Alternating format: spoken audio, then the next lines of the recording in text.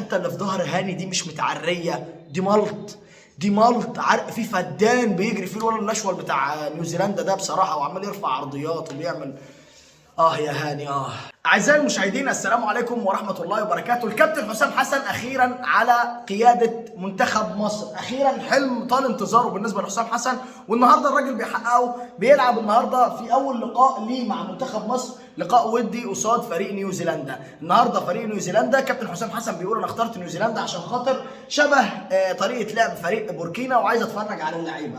الراجل كمان اختار شويه لعيبه كتير جدا من الاهلي. التشكيل الاساسي النهارده هو جاباسكي، محمد هاني، ورامي ربيعه، ومحمد عبد المنعم، ومحمود حمدي او محمد حمدي.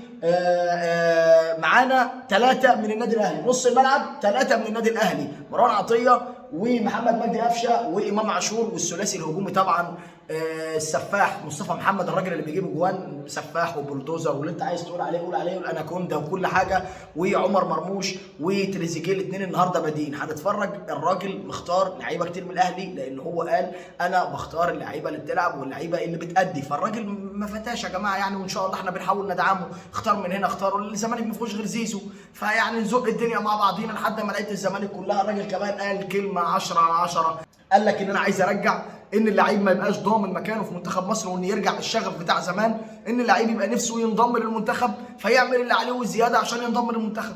احنا وراه نتفرج النهارده على الاداء، مش عايزين نحكم من اول ماتش، عايزين ندور على بصمات واحده واحده ونتلكك يا جماعه بالبلدي كده، نتلكك للراجل على شويه حاجات تنجحه عشان خاطر نبقى واقفين في ظهره، ما نبقاش عاملين زي رضا عبد العال اللي عمال يهلفط بالكلام وخلاص. بص يا معلم، في بطوله افريقيا احنا سجلنا 7 اهداف ودخل في مرمانا 7 اهداف، فطبيعي جدا كان حسام حسن لما بيجي يختار القائمه بتاعته الاولانيه والتجمع الاولاني بالنسبه له انه يختار توليفه في الدفاع بالذات تكون بتلعب مع بعضيها عشان خاطر يضمن على الاقل شويه انسجام ما بين المدافعين، عشان خاطر على الاقل في الظهور الاولاني ليه يتلاشى فكره انه يستقبل اهداف كتير. فالراجل اختياره لخط الظهر من النادي الاهلي ونص الملعب من النادي الاهلي عشان خاطر يعني ايه يبقى الناس متعوده يلا يا ميمو يلا يا ميمو، واه ضربه جزاء ضربه جزاء، يا نهار ابيض رمي نفسه، يا نهار ابيض راح للجول ورمى نفسه. امام دور على ضربه الجزاء، طب ما تجيب جول يا ابني. حسام حسن متعصب، ضربه جزاء ولا لا؟ ده كتفه شكله اتخلع حاجه كرب، لا اله الا الله. في فار ولا مفيش فار يا جدعان؟ ورينا. ما فيهاش حاجه يا عم امام، ما فيهاش حاجه يا عم امام. كمل يا عم امام. لسه كنت بقول لك ان الراجل اختار توليفه من النادي الاهلي سواء في خط الظهر او في نص الملعب عشان خاطر تضمن له الانسجام، فيضمن ان هو ما يخشش فيه جوان كتير، ويضمن ان هو يحاول يطلع بالكوره زي ما النادي الاهلي بيطلع بالكوره. والحقيقه في الموضوع دوت ان لاعيبتنا ما شاء الله تبارك الله لا قوه الا بالله، اللهم لا حسد اهلاوي، وادي تيشيرت الاهلي ورايا اهو، وبقول لك ان ال6 اللي بيلعبوا في الملعب من النادي الاهلي عملوا المطلوب منهم بالظبط، طلعوا بالكوره زي ما بنطلع بالكوره في النادي الاهلي، كل عشوائيه وكل هرجله وكل قرف، الدفاع نايم وفي الشلاحات، ورامي ربيعه بيخش في عبد المنعم، ومحمد هاني ادي امام عاشور قال له كتفي اتخلع، اللهم صل على النبي. فكميه عشوائيه وكميه هرجله، ومحمد هاني مش عارف هو رايح فين، انا تهت مني، انا مش عارفني، ونص الملعب عمالين ما فيهمش غير محمد مجدي قفشه، الراجل اللي بيحاول فعلا يثبت للمدير الفني الجديد انه يستحق انه كل مره يكون موجود في المنتخب. الراجل بيموت نفسه، والراجل بيحاول ياخد كل كوره، الا انه برضه محمد مجدي قفشه لما بتجيله الكوره بيعطلها وهو بيلعبها غلط. فاداء ممتاز لغايه دلوقتي في اول ثلث ساعه ل 25 دقيقه اهي لل6 المنضمين للمنتخب من النادي الاهلي نادينا الغالي، عاملين اداء 10 على 10، نفس الاداء الثابت المعفن النتن القذر اللي مأدينه في النادي الاهلي مأدينه في اول 25 دقيقه بلا اي تغيير. حسبي الله ونعم الوكيل. امام عاشور اللاعب النحس كتفه اتخلع وسلامات يا امام، لا حول ولا قوه الا بالله العلي العظيم. يعني احنا ادي التوقف الدولي واللي احنا واخدينه من التوقف الدولي، اصابه امام عاشور لا حول ولا قوه الا بالله العلي العظيم، كتفه اتخلع وخرج بيعيط. والعيل المنحوس اللي نادي الزمالك اكيد مش مسامحيننا فيه، يعني هيكونوا مسامحيننا ازاي؟ ده عملهم كوبري، هيسامحونا ازاي؟ اصابه امام عاشور يا جماعه. طيب يعني الحمد لله على قد ما احنا زعلنا على اصابه امام عاشور وده شيء طبيعي جدا، الراجل راح يراجع الفار وشكلها ضربه جزاء، يعني شكل امام فعلا اتضرب عشان بس ما يبقاش طالع واتصاب وكتفه اتخلع وقعد يعيط وعلى الفاضي، شكلها ضربه جزاء ان شاء الله، والهدف الاول لمنتخب مصر. امام عاشور شكله اتضرب فعلا، وهوب نزل غلط، نزل غلط على كتفه. امام عاشور نزل غلط على كتفه، كتفه اتخلع. العيل المنحوس اللي كل ما يلعب ونقول يلا هيدي وهيكسر الدنيا وهيعمل وهيسوي، يروح المنتخب يتصاب. مش مرزق الولد ده، مش مرزق خالص. شكلها ضربة جزاء ان شاء الله. يا مسهل الحال يا رب، يا مسهل الحال يا رب. يلا يا حكم، الحكم بيراجع الفار يا جماعه، وان شاء الله شكلها ضربة جزاء للمنتخب المصري. يلا يلا يا حكم، يلا يا حكم، ضربة جزاء يا حكم. يلا يلا شاور بقى، يلا تعبتنا. ضربة جزاء، ضربة جزاء، ضربة جزاء. ايوه بقى 1-0 مع منتخب مصر مع حسام حسن. افرح يا حس، افرح يا حس، ما هو مش هيبقى اتصاب الراجل وكمان ما مش ضربة جزاء. ضربة جزاء لمنتخبنا، ضربة جزاء لمنتخبنا وفرصة التقدم بالهدف الأول. هو ده اللي بنتكلم فيه يا جماعة. منتخبنا قوي جدا على المستوى الهجومي، بنعرف نوصل شويتين، إلا إننا على المستوى الدفاعي زي الخرا. نص ملعبنا لسه في عشوائية كتيرة. خط الظهر طبعا حدث ولا حرج، ربنا يسهل الحال وحسام حسن يقدر يظبط القصة بتاعت خط الظهر دي، وفعلا منتخبنا هيكون منتخب تقيل جدا، وان شاء الله هنوصل كاس عالم، والموضوع هيبقى في اللذيذ باذن الله. على تنفيذ ضربه جزاء المنتخب المصري اكيد مصطفى محمد الاناكوندا، ومين غيره؟ ومين غيره مصطفى؟ يلا درش، يلا درش، ادينا الاول يا درش. يا مسهل الحال يا رب. يلا يا درش، يلا يا درش، يلا يا درش، يا مسهل الحال يا رب. حسام حسن في الماتش بيجيب، لكن لو دي ضربات جزاء وكده ومصيريه والكلام ده بيضيع. لكن مصطفى محمد، مصطفى محمد، مصطفى محمد، يلا مصطفى، يلا مصطفى، يلا اناكوندا، يلا اناكوندا. اوه 1-0، 1-0. افرح يا حس، افرح يا حس، افرح يا حس. 1-0 للمنتخب المصري على المنتخب النيوزيلندي بعد 28 دقيقه لعب. ضربة جزاء عن طريق امام عاشور، الراجل اللي كتفه اتخلع واتصاب، وربنا يا رب يرجعه بالسلامه وتبقى حاجه بسيطه. الراجل ان شاء الله يكون ما رضيش يغامر، مش يكون الاصابه قويه لدرجه ان هو يطلع، لان اكيد امام لاعب راجل، والعياط اللي هو بيعيطه ده اكيد ما كانش مبسوط وهو طالع، واحنا كمان مش مبسوطين. امام عاشور كل ما الفورمه بتاعته تشد ويزيد والدنيا تبقى حلوه يتصاب. خلينا في الهدف. مصطفى محمد بيسجل اول اهداف المنتخب المصري بعد جمله جميله جدا ولعبه سريعه، ضربنا خط الظهر، دخل مصطفى وسجل الاول. حلوه حلوه حلوه. هات لنا حسام حسن وهو بيفرح، هات حسام حسن وهو بيفرح. حلوه حلوه. ليه في ضربات الجزاء لما بيكون ضربات جزاء ما بتشوطهاش بالطريقه دي يا مصطفى؟ ليه يعني بتبقى ضربات جزاء بتشوط؟ لا حول ولا قوه الا بالله، طلعتنا حلوه. افرح يا كابتن، افرح يا كابتن حسام. منتخبنا يا جماعه لما بيلاقي المساحات حدث ولا حرج. بقول لك القوه الهجوميه بتاعتنا جباره. عمر مرموش ممكن يرقص اي حد ويعمل ماتش جامد قدام اي حد، والاناكوندا مصطفى محمد بيحاول يعمل تشيب كده بس بيجي في وش حارس المرمى النيوزيلندي.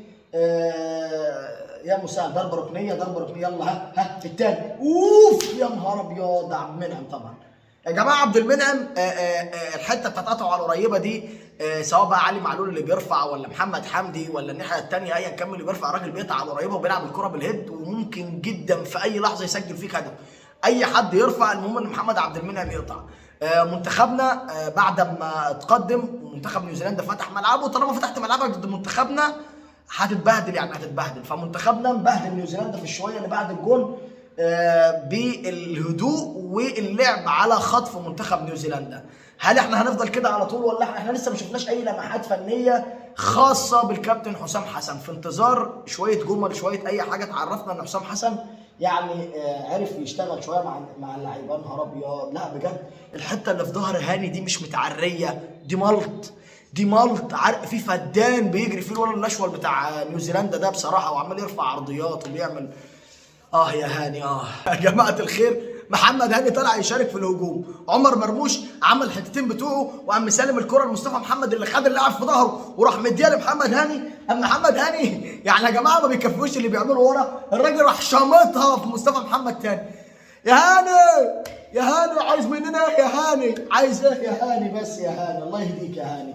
محمد هاني يا جماعه كان عايز يصيب مصطفى محمد زي ما اتصاب امام عاشور عشان خاطر يخلص على اللعيبه كلها ويفضل هو الوحيد اللي موجود في منتخب مصر. محمد هاني بيشغل الدماغ يا جماعه. احنا مش بس عملنا جمله جامده جدا، لا ده احنا كمان معانا محمد مجدي قفشه لعب كوره بوش رجله الخارجي وجت بالظبط.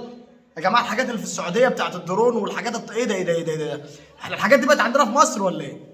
اللهم صل على النبي. ده احنا عندنا جمهور وعندنا كاميرات بتلف على الجمهور وعندنا محمد مجدي قفشه بيعمل كرة بوش رجله الخارجي بتوصل مظبوطه، وتريزيجيه كان هيسجل الثاني والشوط الاولاني خلاص بيخلص، واحنا من بعد اما سجلنا الهدف رسميا يا جماعه صفر الحكم نهايه الشوط الاول بتقدم منتخب مصر على منتخب نيوزيلندا 1-0 عن طريق الاناكوندا مصطفى محمد اللي سجله من ضربه جزاء. منتخبنا عمل شوط اول في البدايه، طبعا الملعب خرافه يا جماعه بصراحه، وفكره ان احنا برضو لما بنتزنق والبطوله بتتلغي بسبب موضوع محمد صلاح ان هو ما انضمش، فالامارات قالت لك لا ما حدش هيلعب عندي، فمصر طلع عندها ملاعب وعندها قدره على ان هي تستضيف اي ماتش في اي وقت، وده شيء جميل يعني من الايجابيات اللي المفروض الواحد يتكلم فيها. فمنتخبنا في الشوط الاولاني بدا بدايه مش مظبوطه على قد كده، خط الظهر ونص الملعب كانوا مقلقين وبيأدوا ادائهم السيء المتعودين عليه، لكن بعد كده قدرنا ان احنا بجمله سريعه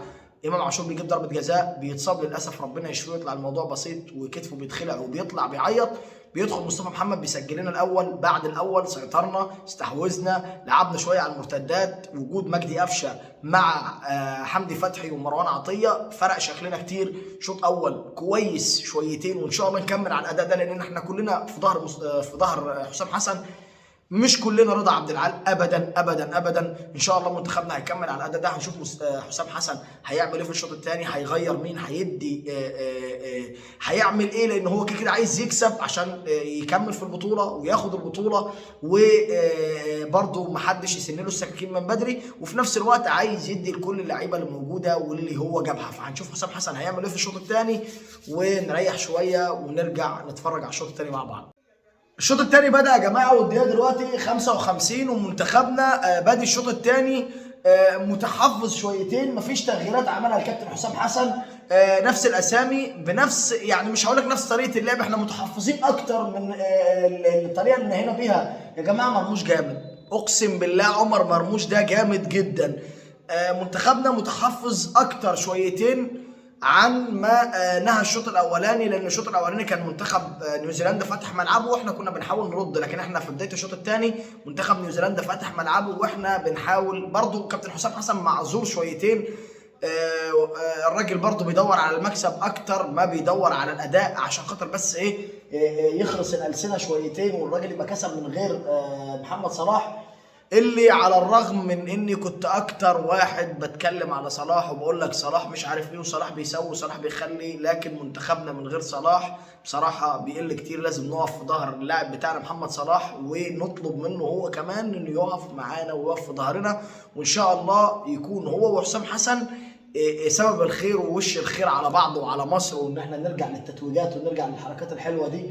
منتخبنا بدأ الشوط الثاني كان متحفظ، دلوقتي بدأنا نمسك كوره، فربنا يسهل نشوف كمان التغييرات وان شاء الله نشوف منتخب في حته ثانيه. كابتن حسام دقيقه 65 يا كابتن حسام ولسه مفيش تغييرات خالص يا كابتن، عايزين نشوف الناس اللي على الدكه.